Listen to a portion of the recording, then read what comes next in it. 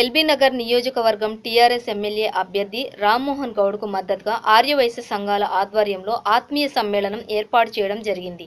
ఈ కార్యక్రమానికి హాజరైన ముద్దగౌని రామ్మోహన్ గౌడ్ మాట్లాడుతూ వైశ్యులకు ప్రత్యేక కార్పొరేషన్ ఏర్పాటు చేసి 100 కోట్లతో కార్పస్ ఫండ్ ఏర్పాటు చేస్తామని, పేద ఆర్యవైశ్యులను ఆర్థికంగా ఆదుకుంటామన్నారు. ఆర్యవైశ్య సంఘాలు ఏర్పాటు చేసిన ఈ సమావేశంలో ఖాళీ కుర్చీలు దర్శనమివ్వడం అందరినీ ఆశ్చర్యపరిచింది. 1000 మంది వస్తారనుకున్న సమావేశానికి 200 మంది కూడా హాజరు కాకపోవడంతో నిర్వాహకులు విస్మయానికి గురయ్యారు.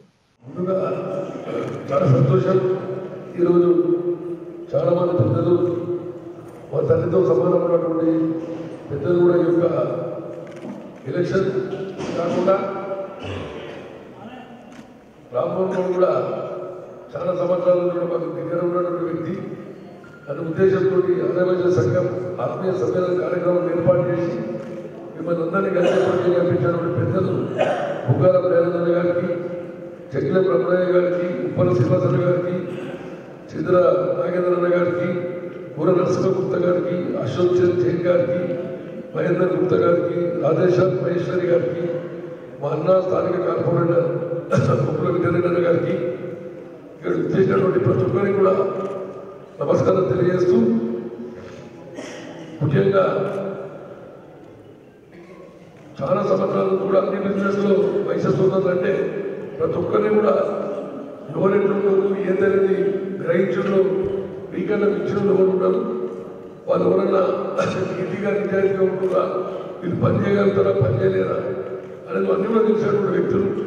ఇలా తెలంగాణ ప్రభుత్వం వచ్చినాక కూడా 60 సంవత్సరాలు పరిపాలించినటువంటి టీడీపీ కానీ కాంగ్రెస్ కానీ ఏం చేసి కూడా చూసారు.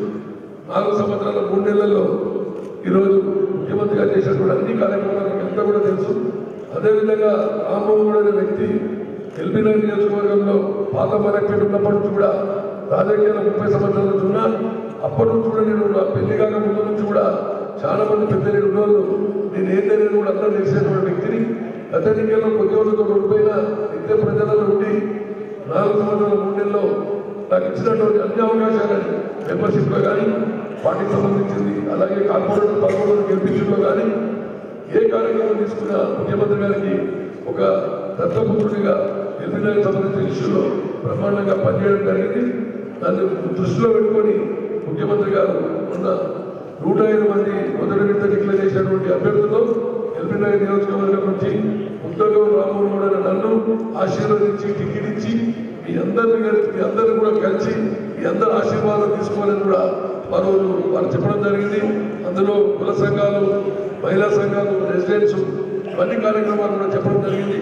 ఒక 15 రోజులు 20 రోజుల కింద ముఖ్యమంత్రి గారు రోజు 2 నిమిషాల్లో 7 గంటలకు ఫోన్ చేసి నాతో మాట్లాడాను. వేరే ఫోన్ అయితే సార్ మాట్లాడుతున్నారంటే కేటీఆర్ గారా కేసీఆర్ గారు అనుకున్నా, కానీ సారే పెద్దసారే మాట్లాడాను.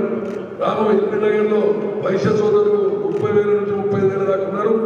వాళ్ళంతా కూడా మన పార్టీకి సింపథైజర్స్ అని చెప్పి ఒకరి పేరు చెప్పి నాకు రాసుకోమని చెప్పి వీళ్ళంతా కూడా నీకు మద్దతుగా ఉండి వాళ్ళు ఒక ప్రోగ్రాం ఏర్పాటు చేసి వాళ్ళు ఉన్నటువంటి అందరూ కూడా టీఆర్ఎస్ పార్టీ కూడా నీకు గెలుపు కృషి చేస్తారని చెప్పి ముఖ్యమంత్రి గారు ప్రత్యేకంగా చెప్పినప్పుడు నిజంగా కూడా చాలా ఆశ్చర్యపోయి నిజంగా కూడా, ఎందుకంటే వారికి ఎల్బీ నగర్ మీద రామ్మోహన్ గౌడ్ మీద నా మీద కూడా ఒక అభిమానం. అట్లా వైశ్య సోదరుల మీద కూడా ఎన్నో సందర్భాలలో మేము మీటింగ్లో కూర్చున్నప్పుడు కూడా ఎంతోమంది ముఖ్యమంత్రులు ఏదో మాట్లాడతారు ఏదైనా కానీ ముఖ్యమంత్రి కేసీఆర్ గారు మాత్రం చాలా మీ గురించి తెలిసే విషయాలు కానీ అన్ని విధాలు కూడా వీళ్ళందరూ కూడా ఒక ఆదర్శంగా ఉండే విధంగా కార్యక్రమాలు చేస్తారని వారు ఎన్నోసార్లు సందర్భం చెప్పడం జరిగింది. నేను స్వయంగా కూడా మా ఎల్బీ నగర్ నియోజకవర్గంలో ఉన్నటువంటి అన్ని ఏరియాలో కూడా మీకు సంబంధించినటువంటి డివిజన్లలో మీకు సంబంధించిన ఆర్గనైజేషన్స్ కానీ సేవా కార్యక్రమాలు కానీ అంటే మహిళలు కూడా చాలా మంది లయన్స్ క్లబ్ ద్వారా కానీ వాసవి మహిళలు కానీ ఇట్లా ఎన్నో కార్యక్రమాలు చేస్తూ నిత్యం ప్రజలకు హెల్త్ క్యాంపులు మరి కొన్ని మ్యారేజెస్ అయినప్పుడు మన ఎన్నో కార్యక్రమాలు కూడా ఇచ్చే కార్యక్రమాలు చాలా మంది వేదిక మీద అటువంటి కార్యక్రమాలు ఎన్నో చేస్తున్నారు. ఇదంతా కూడా వేరే కులాలకు భిన్నంగా ఈ మిమ్మల్ని చూసి నేర్చుకొని ఆ కులాలలో కూడా ఇప్పుడిప్పుడు మేము కూడా చేయాలనే ఆలోచనకు వచ్చింది తప్ప అంతకుముందు ఎవరు కూడా డబ్బులు ఉన్నంత మాత్రాన చేయాలని ఎవరు ఆలోచన చేయరు. చివరిగా నేను చెప్పేది ఏంటంటే రాబోయే రోజున మీకు ఏ అవసరాలు ఉన్నా రామ్మోహన్ గౌడ్ అనే వ్యక్తిని కుటుంబంలో ఒక బిడ్డగా మీకు ఒక తమ్ముడుగా భావించండి. గత పాతలందరూ కూడా తెలుసు. ఈ రోజు చాలా మంది కూడా మార్వాడీస్ కానీ అగ్రవాల్స్ కానీ రాజస్థాన్కి సంబంధించిన గుజరాత్ సంబంధించిన సోదరులు కూడా మన దగ్గర సెటిల్ అయిపోయి 40-50 సంవత్సరాల నుంచి వీళ్ళంతా ఉంటున్నాం. ఇదేనా ముఖ్యమంత్రి చెప్పిండు, హైదరాబాద్లో ఎవరైతే ఉంటున్నారో వాళ్ళంతా కూడా హైదరాబాదీసే, తెలంగాణ కాదు ఆంధ్ర కాదని మాట్లాడి నిజంగా ఉన్న నిజం. హైదరాబాద్లో చరిత్ర ఉంది. గోల్కొండ ఎట్లనో మన చార్మినార్ ఎట్లనో మనమందరం కూడా ఆ విధంగా పేరు వచ్చే విధంగా ఆ విధంగా మంచి ఉండే విధంగా కలిసి ఉండాల్సిన పరిస్థితి కూడా ఇవాళ హైదరాబాద్ తప్ప ఏ రాష్ట్రంలో కూడా ఏ పెద్ద సిటీలో కూడా లేదు. కులాలకు మతాలకు ప్రాంతాలకు అతీతంగా అందరినీ ప్రేమతోటి అత్తుకునే విధంగా ఆహ్లాదంగా దగ్గర తీసుకునే విధంగా తెలంగాణలో ఉన్నటువంటి బిడ్డలంతా కూడా ఎప్పుడు వెల్కమ్ చెప్తారు. ఈరోజు బిజినెస్లో కానీ వాతావరణంలో కానీ అన్నింటిలో కూడా ఇలా హైదరాబాద్ నెంబర్ 1గా ఉంది. ఇంకా రాబోయే రోజుల్లో కూడా నుండి మన ఈ కులంలో ఉన్నటువంటి చాలా మంది కూడా కింది నుంచి తీసుకుంటే పైదాకా కూడా అన్ని వర్గాల ఇలా ఎన్నో రాళ్ళ ఉన్నారు. అలా పేర్లు ఎక్కడ ఎయిర్పోర్ట్ కట్టే దగ్గర తీసుకుంటే కింద షాప్ కిరాణా షాప్ దాకా కూడా మీ రాష్ట్రాల్లో ఉన్నటువంటి పెద్ద పెద్ద ఉన్నారు, పిచ్చాడున్నారు, కింది రాళ్ళు ఉన్నారు, అన్ని వర్గాలలో ఉన్నారు.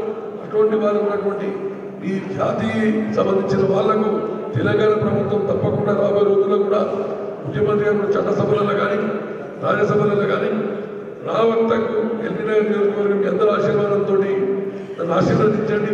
తప్పకుండా నా లిమిట్స్లో ఉన్నటువంటి కార్పొరేటర్లు కానీ మార్కెట్ డైరెక్టర్లు కానీ గుడి డైరెక్టర్లు కానీ అందులో మీరు చెప్పిన వాళ్ళందరికీ అవకాశం ఇచ్చే విధంగా ఒక పర్సంటేజ్ ఇచ్చే విధంగా అంటే ఒక 10% ఇచ్చే విధంగా మాట్లాడి అందరూ ఒపీనియన్ తీసుకొని తప్పకుండా నాకు ఏ అవకాశం వస్తే ఆడ మీకు స్థానం కల్పిస్తానని చెప్పి తప్పకుండా కూడా మీకు మాటిస్తూ మీ బిజినెస్ పరంగా కానీ లేక మంచి చెడ్డ కూడా ఏది అవసరం కూడా రామన్ గౌడ్ అనే వ్యక్తిని మీరు ఆర్డర్ చేయాలి తప్ప రిక్వెస్ట్ చేయొద్దు. మీ కుటుంబ సభ్యులు లేక పనిచేస్తా ఎమ్మెల్యే అంటే పెద్ద కాదు.